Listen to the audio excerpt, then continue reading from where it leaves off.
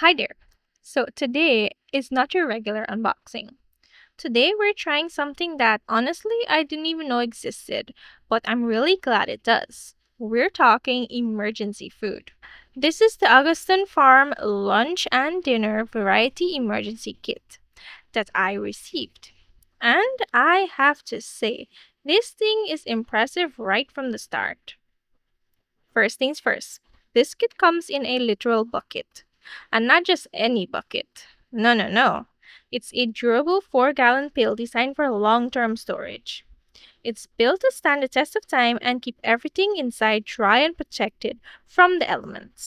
Inside, you get hefty portions and a wide variety of meals, from rice dishes and pasta all the way down to chocolate pudding for dessert. So, let's crack this thing open and dive right in. Everything inside is either freeze dried or dehydrated and comes individually packaged in labeled pouches. Each pouch clearly lists the names of the dish, ingredients, cooking directions, and nutrition facts, which makes it super easy to use. And here's the wild part. All of the meals in this kit have an expiration date going all the way to 2050. That's a 25-year shelf life. That is wild. Let's take a look at everything included.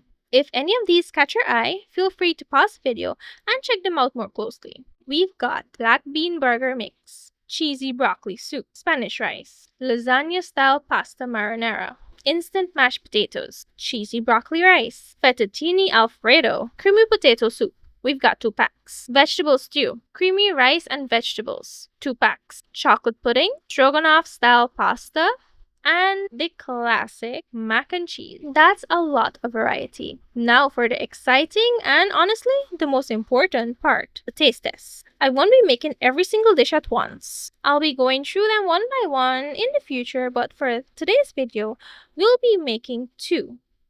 Starting with the fettuccine alfredo, one of my personal favorite dishes. I was genuinely excited when I saw this in the kit. Preparation is simple. First, remove the oxygen absorber packet, then mix the contents with 4 cups of water, bringing it to a boil, and cook for 10 to 12 minutes, stirring frequently. Once it's done cooking, let it stand for about 7 to 10 minutes to thicken up, and that's it. You now have fettuccine alfredo from an emergency food kit. And let me tell you, it was delicious. I genuinely could not believe this came out of a pouch from a survival bucket.